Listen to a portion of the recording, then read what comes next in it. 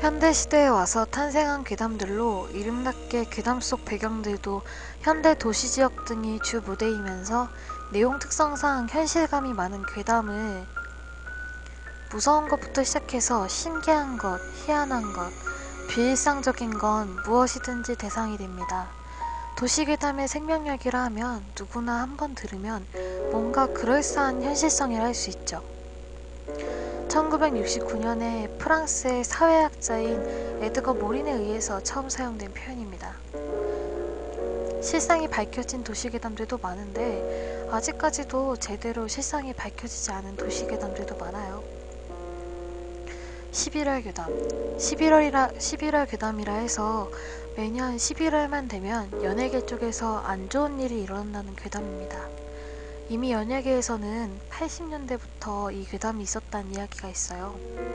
11월부터 신종 인플루엔자가 대규모로 감염되는 등 유독 11월마다 좀 흉흉한 일이 자주 일어나긴 하는데 진짜 그냥 우연일 뿐 11월에 마가 끼었다느니 불길한 달인이 하는 말은 전부 다 근거 없는 낭설입니다.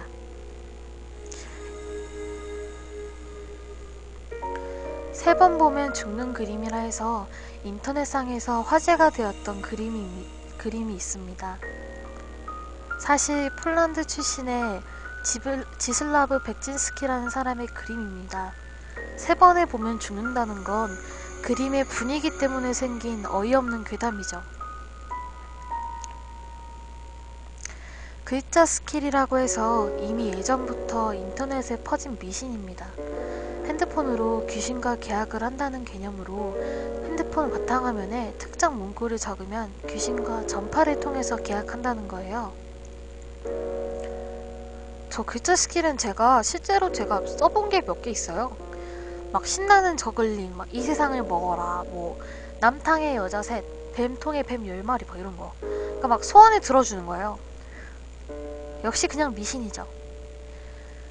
다른 세계에 가는 방법이라 해서 엘리베이터 괴담이라고도 불리는 특수한 행위를 통해서 다른 세계로 갈 수 있다는 어떻게 보면 흔한 유형의 도시괴담이에요. 방법도 알려드릴게요. 일단 엘리베이터를 타요. 탈 땐 무조건 혼자여야 되는데 엘리베이터만 탄 채로 4층, 2층, 6층, 2층, 10층에 눌러서 이동을 해요. 이때 누군가 타면 실패를 하고 10층에 도착하면 내리지 않고 5층에 눌러요. 5층에 도착하면 젊은 여자가 탑니다. 그 사람에겐 말을 걸면 안 돼요. 여자가 타면 1층을 누르고 누르면 엘리베이터는 1층으로 내려가지 않고 10층으로 올라갑니다. 올라가고 있는 도중에 다른 층을 누르면 실패합니다. 그만두고 싶으면 이것이 마지막 기회고 9층을 지나치면 거의 성공한 거예요. 이렇게 해서 다른 세계에 도착하면 저희가 있는 세계와 분명히 똑같은데 이상한 건 나밖에 없고 또한 네온사인이나 가로등 같은 불도 다 꺼져 있다고 해요. 주위에서도 쉽게 할 수 있는 데다가 다른 세계라는 게 사람들의 호기심을 자극해서 실행해본 사람들이 좀 많은 괴담이에요. 이 괴담 같은 경우에는 무서운 이야기 2라는 영화에서도 나와요.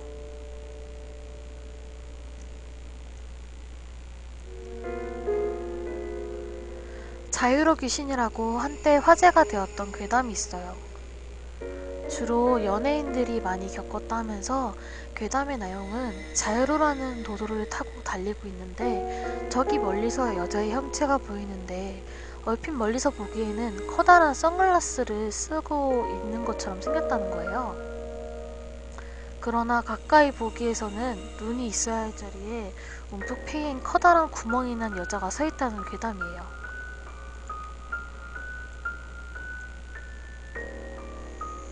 아직까지도 여러 추측이 많을 뿐 딱히 이렇다 할 만한 사실은 아직 안 밝혀졌어요. 그리고 저희 나라의 독특한 점 하나로 이름을 빨간색으로 쓰지 말라는 게 있어요. 외국에서는 이름을 뭔 색으로 쓰던지 상관을 안 하기 때문에 저희 나라에 오면 적지 않게 컬처 쇼크를 받는다는 이야기도 있어요.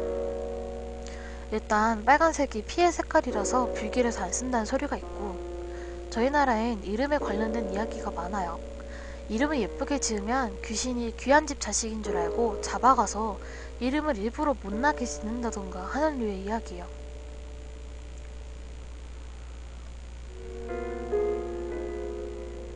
예전부터 유행해왔던 돈에 관련된 괴담도 있습니다. 그 당시에 저희 나라에 새롭게 화폐를 만들 당시에 화폐를 디자인하는 사람의 딸이 살해당해서 이 사람이 슬퍼하면서 자신의 딸의 흔적을 화폐에 새겼다는 거예요. 괴담의 내용은 10원짜리 동전의 다보탑 하단에 구조물이 김자처럼 되어 있다.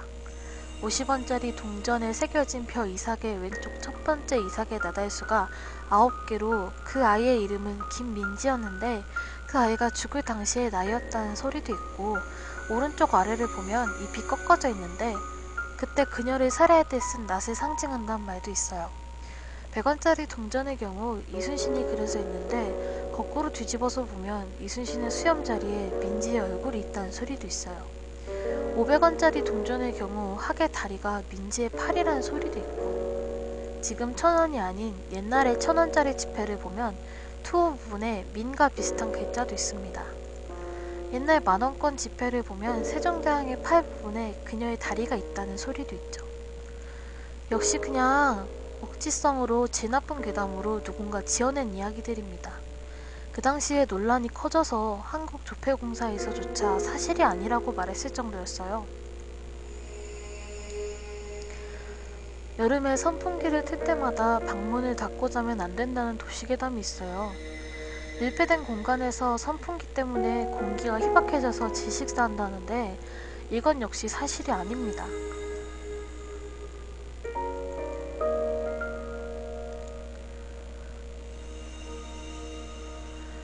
일본에는 고민형 출연자라 해서 방송 게스트 중에 말을 잘 안 듣는 사람이 있으면 그 자리를 고민형으로 바꿔버리는 그런 이야기도 있어요.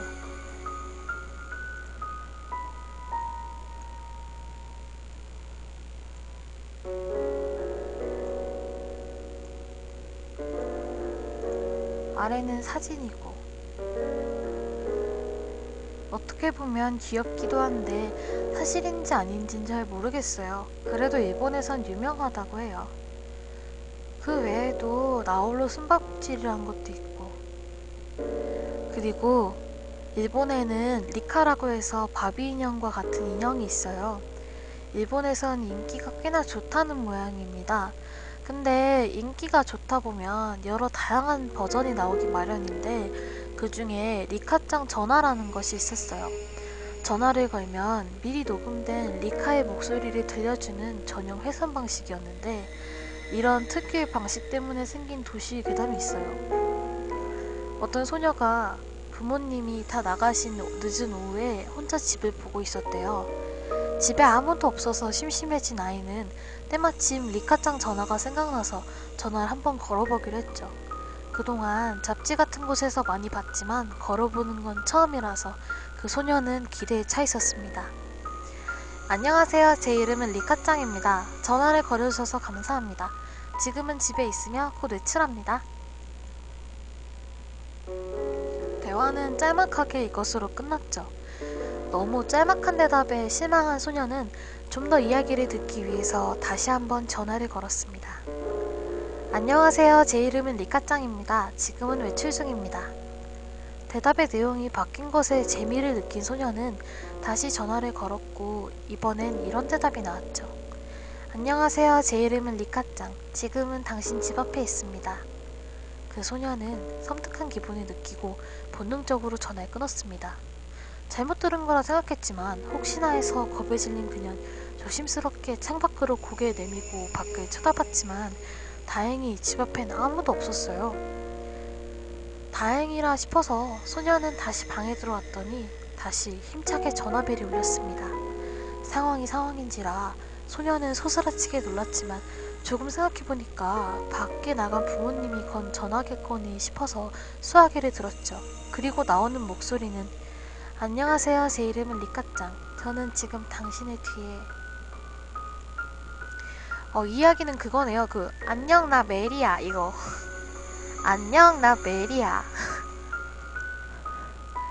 일본 사람들은 벚꽃을 좋아하는데 그래서 그런지 벚꽃에 관련된 도시괴담이 많다고 해요.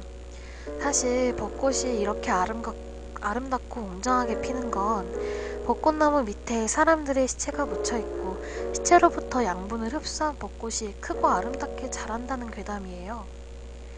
이런 괴담이 생긴 이유가 벚꽃잎이 날려가는 게 다른 나무들과 다르게 뭔가 애처롭게 보이기도 하고 벚꽃잎의 색이 사람의 피를 빨아들인 듯한 색깔이기 때문이에요. 그리고 또 빨간 마스크 이야기, 괴인 앤서, 이누나키 마을 이야기, 코토리바코, 쿠네쿠네, 테케테케 되게 많네요. 화장실의 하나코상. 이 나머지는 제가 내일 이야기를 들려드릴게요. 그 외에도 서양 도시전설도 있고 많네요.